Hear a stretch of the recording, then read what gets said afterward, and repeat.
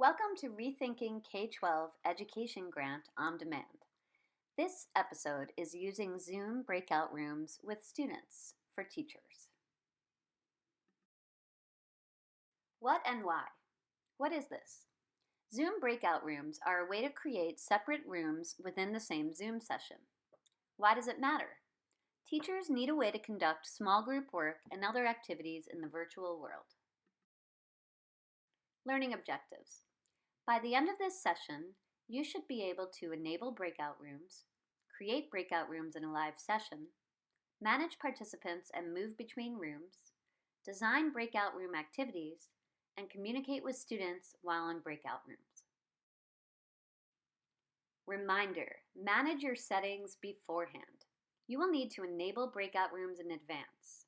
Other settings to consider are whether you will allow participants to share their screens, to annotate, and to share files. Some of these can be managed during a Zoom, but it's best to be prepared in advance. To manage your settings, log in via the browser to zoom.us and click on My Account. Once you are here, click on the settings and scroll down.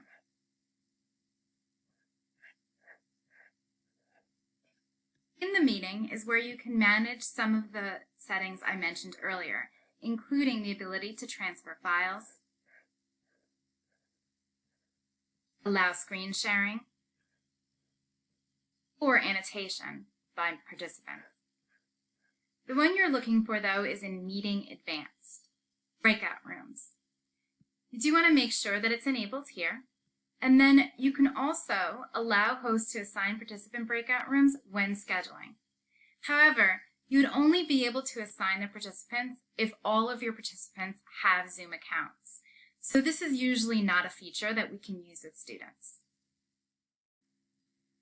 Before I show you how to use breakout rooms in a live Zoom session, I do want to point out that there are two different views here. There is the host view when you start your breakout rooms. In this case, you can manage the breakout rooms, move the participants, and join the room. You will also be able to broadcast messages and close the rooms. On the other hand, the participant will simply receive a message that's telling them that they are invited to join the breakout room. Once they hit accept, they will join almost like a separate Zoom. And in that Zoom, they can communicate only with the people that are assigned to that breakout room. When you end or close the session, all the participants will receive a message again with a countdown of when the breakout room will close. Okay, so we're now live in a Zoom meeting, and I have a couple of participants to practice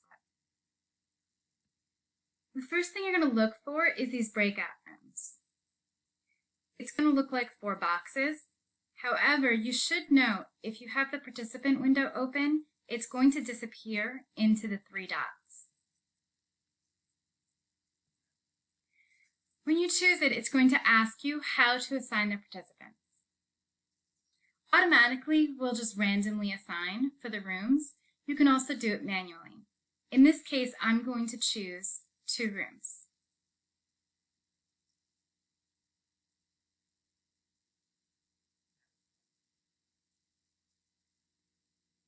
And now I can assign the individual students to each room. It does make it a little easier if you have students use their names when they sign in or ask them to rename themselves. To do that, you can rename them here, or you can ask them to do it themselves if they know how. Once you have the rooms here, you will notice that there are some options here. You can move all participants into the breakout rooms automatically. This will get rid of that warning message that students will get moving them in. I'm going to remove that for now. You can also set it up that breakout rooms will close automatically, allow participants to return to the main session, or also create a countdown after closing the breakout room. This will give them a certain amount of time to get back to the main room. It's good to help them give time to finish up any conversations they're having. So normally I would leave it on 60 seconds, but for this practice, I'm going to put it on 15. And now I'm going to open all rooms. Okay, students are going to be getting messages to join the rooms, and they're going to have to accept those messages. In this case, I had them go automatically. Now you'll notice that none of my students are in my room. They're now in the individual breakout rooms. In order to join a breakout room, you can press join here. You'll notice from here, if you click on the participants in the chat, it works like an individual room that you would normally work in, except now only student 2 is in the room. As host, you're still going to have options that the other students don't. However, they're going to be able to chat and share their screen as long as you've enabled it.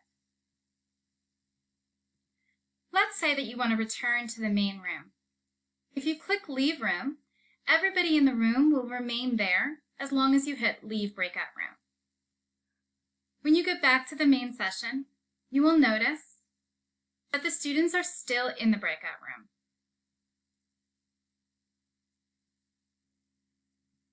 To return to a breakout room, you're going to access breakout rooms the same way. I'm now going to join breakout room 2. One thing to note is that if a student joins during these breakout rooms, they will automatically go to the main room. Let me show you that now.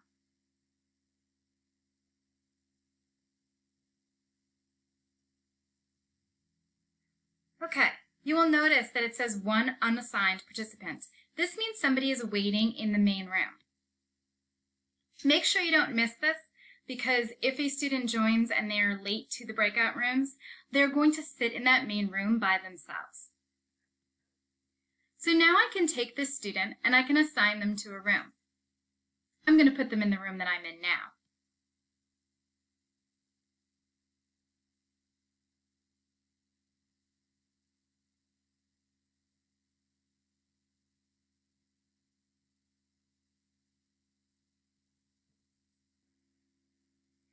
Okay, so there is one issue.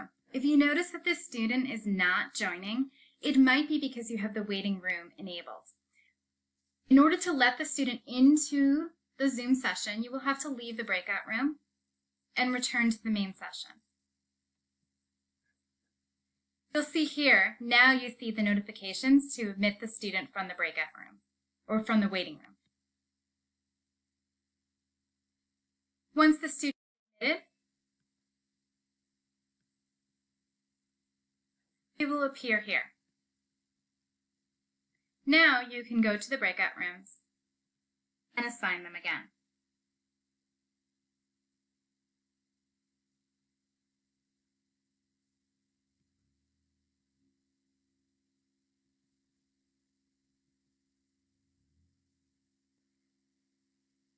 If for whatever reason you need to move a student between rooms, maybe your groups are uneven, you can do so by hovering over the student and moving them to a different room.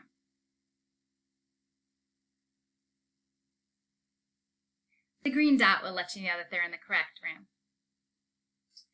Now, another really helpful feature is that you can broadcast messages. One reason this is helpful is you can give students a reminder of where they should be. Also, let's say you're moving from breakout room to breakout room and you notice a question has come up that might apply to all of the groups. You can type the question here or the explanation here and it'll broadcast to all of the students. So what I like to do is I like to notify the students that we'll be closing the room in 5 minutes.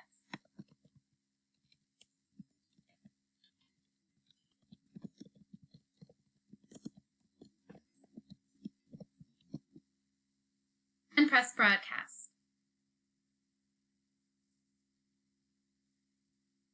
So if I join the breakout room,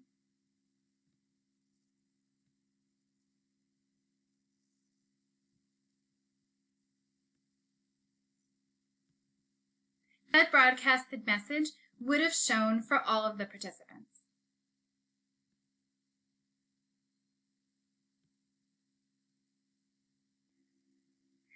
Okay, now I've returned back to the main room. Alternatively, if you would like to stay in the main room and let students come in and speak with you, they can also leave the room individually, and then you can send them back to their assigned breakout room. Let's close the breakout rooms now.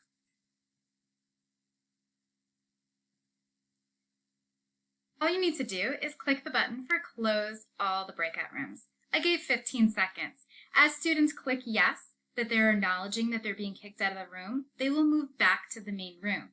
However, I've put 15 seconds on, so they'll be back in a few seconds.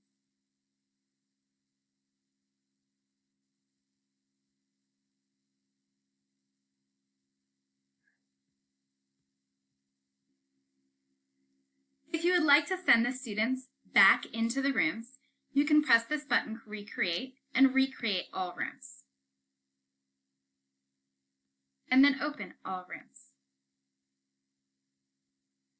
This will set up the rooms exactly the way that you had them previously. Much like when you design group work in your classroom, there are a lot of things to consider before you begin the breakout rooms. Set expectations with your students. What does participation look like? Make sure you have that discussion. Consider assigning roles, providing an agenda, and assigning a timer or task manager of sorts. Set a specific time. It helps for students to know how much time they will be spending in the breakout room. Also set any group norms. Another thing to consider is that sometimes students might be confused or have technical difficulties. Make sure you clarify how they can communicate with you, whether that is that you will be joining the room shortly to discuss any questions with them, or if you want them to send you a message. Consider also that while your students are in the group, they may want to be sharing their screen if they're collaborating on any documents or other item assigned tasks. If that's the case, it might be helpful just to go over what it looks like to share your screen. Most of the time, students are a little bit more intuitive with this than we are. And you really only need to show them how to share their screen and not worry about all the other advanced types of shares. One way to structure the breakout rooms would be to give the students an agenda. You can do that in several different ways. One way is to provide a file with the agenda. Again, this is something that you would have had to enable in your settings beforehand. If you click on File, you'll be able to find the file that you want to share. It will then invite everyone to download the file if they would like.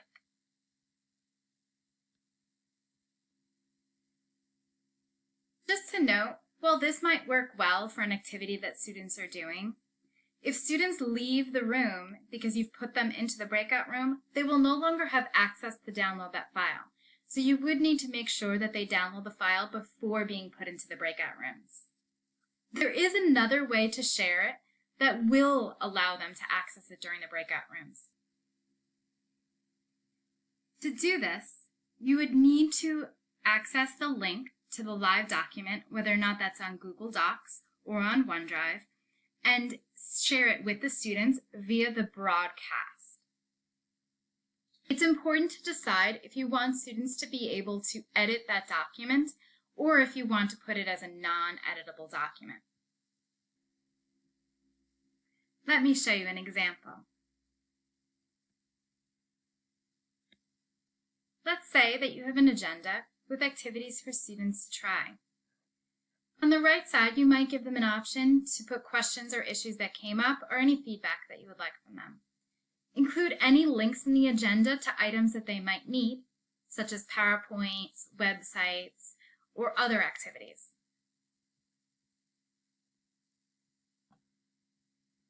This will help structure the work in the breakout rooms. Again, just to review, in order to share that link to that live agenda to students, you would need to go to the breakout rooms and broadcast message to all. Here you'll be able to paste the link and then all of the students could access that link.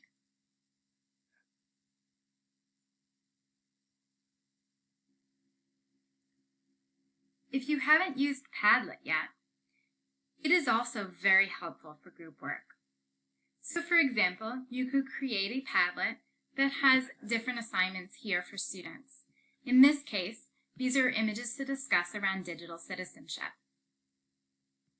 Each group will be assigned a number or breakout room number, and from there they'll be assigned to work on that specific image in a discussion. You can also set up the Padlet for them to write their comments and feedback under each image.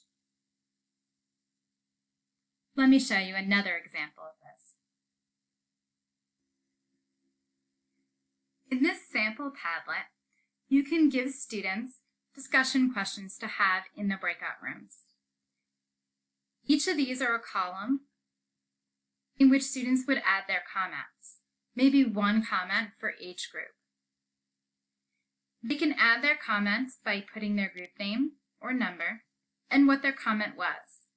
They'd also be able to upload images and links that are relevant to their discussion. At the end, you can have them move from left to right and then summarize whatever their group discussion was at the end. This can be a great way to do those table discussions that you would normally be able to do in a live classroom. Alternatively, if you wanted to use a graphic organizer of sorts for students to track their work, you could send them a live link to this document as well. And then each group would fill in the row that they're responsible for. All of these are helpful because students can see what the other groups are doing while they're also having their individual discussions.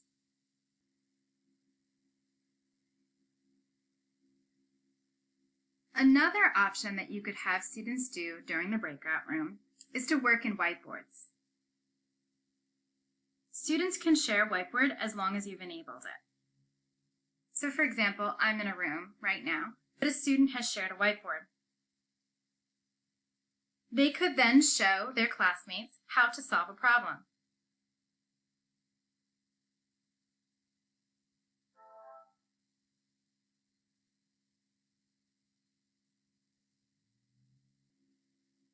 Something that is helpful with the whiteboard is if you enable the annotate, other students will also be able to add into the problem. So maybe they think that this is correct, or they think it's incorrect. This will allow students to interact in a concrete way, in addition to verbally. Also keep in mind you might want to have students save the whiteboard so that when they return to the main room, they can share what they did in their groups. Now that we've reached the end of the episode, you should be able to enable breakout rooms, create breakout rooms in a live session, manage participants and move between rooms, design breakout room activities, and communicate with students while in breakout rooms. For more information about additional TRLE video on-demand sessions and other available TRLE programs, go to pd.swboces.org/TRLE_grant or contact Mary Beth Wilson. We value your feedback about your experience with this digital resource.